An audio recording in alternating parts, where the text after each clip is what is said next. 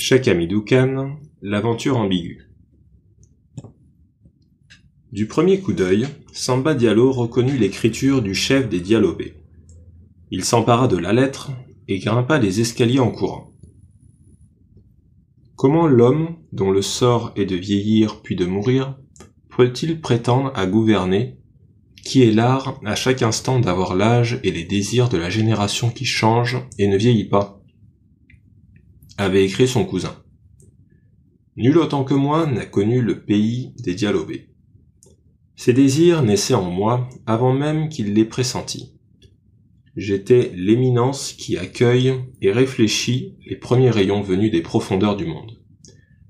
Toujours, je précédais et n'en éprouvais ni inquiétude ni fatuité.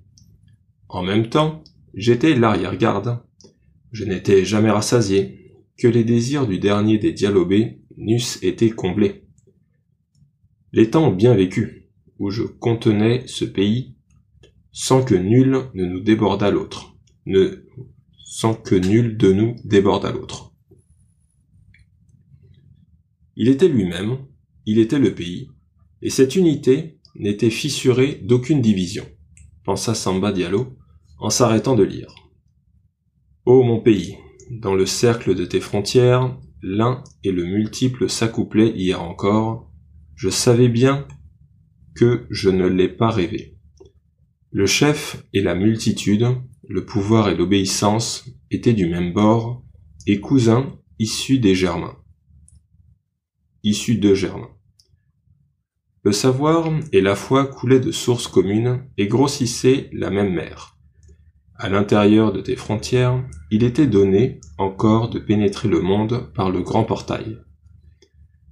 J'ai été le souverain qui, d'un pas de maître, pouvait franchir le seuil de toute unité, pénétrer au cœur intime de l'être, l'envahir et faire un avec lui, sans que nul de nous débordât l'autre. Chef des Dialobé, pourquoi a-t-il fallu que je franchisse la frontière de ton royaume? Aujourd'hui, poursuivait le chef, tout fuit et s'écroule autour de mon immobilité, comme la mer le long du récif. Je ne suis plus le repère, mais l'obstacle que les hommes contournent pour ne pas l'abattre. Si tu pouvais voir de quel regard ils m'épient, ils sont pleins de sollicitude et de pitié, de brutale détermination aussi. L'heure sonne où je choisirai de mourir, si j'eusse disposé de ce choix. Hélas, je ne puis même pas faire comme ton vieux maître, dépouiller cette partie de moi-même qui appartient aux hommes, et la leur laisser entre les mains en me retirant. Un soir, il est venu à moi, selon cette vieille habitude que tu lui connais. Le fou, qui ne le quitte plus, lui tenait le bras, et tous les deux riaient comme des enfants contents d'être ensemble. Voici que la vallée va prendre congé de la montagne, dit le fou. Et je me sentis tout triste. Soudain, comme jamais depuis la mort de mon père. La vallée profonde, où clapote le cœur du monde. Chut, tais-toi, l'interrompit le maître. Tu m'avais promis d'être sage. Si tu ne l'es pas, nous allons repartir. Le fou se tut. Je ne quittais pas le maître du regard. Il n'était pas triste. Demain, me dit-il, je remettrai le turban à Demba, s'il plaît à Dieu. Il ne put en résulter que du bien. Si vous l'avez décidé, acquiesçai-je. Avez-vous perçu, comme je suis bête, s'enquit-il, j'ai depuis longtemps senti que le seul obstacle au bonheur de ce pays. J'ai faim de ne pas être cet obstacle.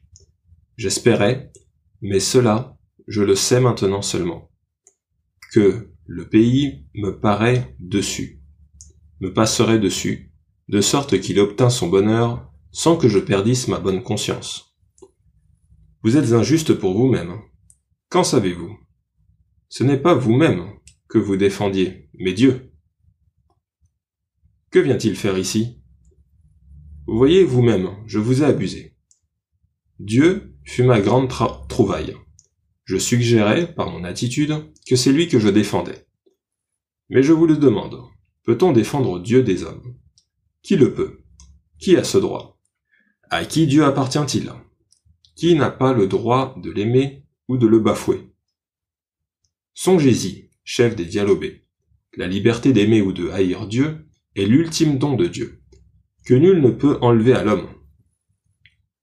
Maître, je parle de ces hommes qui habitent le pays des Dialobés. Ils sont sous nos yeux comme des enfants. Nous avons le devoir de leur prendre leur liberté pour en user à leur avantage. Vous, rien n'est plus vrai, pas moi. Il se tut longuement. Quand il reparla, ce fut avec un regain de tristesse.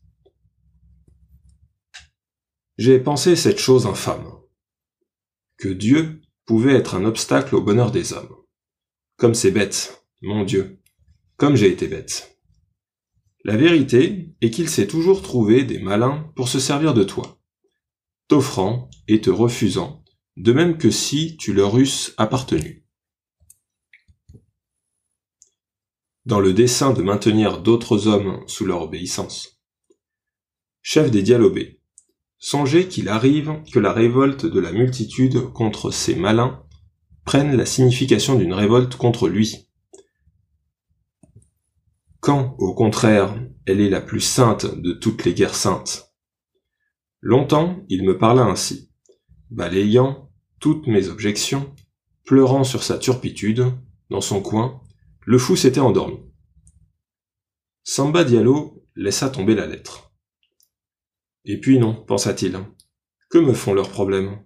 J'ai le droit de faire comme ce vieil homme, de me retirer de l'arène, où s'enchevêtrent leurs désirs, leurs infirmités, leur chair, de me retirer au-dedans de moi-même. Après tout, je ne suis que moi-même, je n'ai que moi. Il se leva, s'apprêta et se mit au lit. Tard dans la nuit, il s'aperçut qu'il avait oublié de faire sa prière du soir et dut se faire violence pour se relever et prier. Mon Dieu, tu ne te souviens donc pas? Je suis bien cette âme que tu faisais pleurer en l'emplissant. Je t'en supplie, ne fais pas que je devienne l'ustensile que je sens qui s'évite déjà. Je ne t'ai pas demandé de faire éclore cette lueur qui un jour perçut qu'elle ardait. Tu m'as voulu, tu ne saurais m'oublier comme cela. Je n'accepterai pas seul, de nous deux, de pâtir de ton éloignement. Souviens-toi, comme tu nourrissais mon existence de la tienne. Ainsi, le temps est nourri de la durée. Je te sentais la mer profonde, d'où s'épandait ma pensée, et en même temps qu'elle, tout. Par toi, j'étais le même flot que tout. Ils disent que l'être est écartelé de néant, est un archipel dont les îles ne se tiennent pas par en dessous, noyées qu'elles sont de néant. Elles disent que la mer, qui est telle que tout ce qui n'est pas, elle y flotte, c'est le néant. Ils disent que la vérité c'est le néant, et l'être avatar multiple. Et toi, tu bénis leurs errements? Tu lui attaches le succès comme l'endroit à l'envers? Sous le flot de leurs mensonges qui s'étend, la richesse cristallise ses germes, ses gemmes. Ta vérité ne pèse plus très lourd, mon Dieu. Le matin trouva Samba Diallo accroupi tout éveillé sur le tapis des prières, les membres noués de douleur. Il songea qu'il écrive à son père.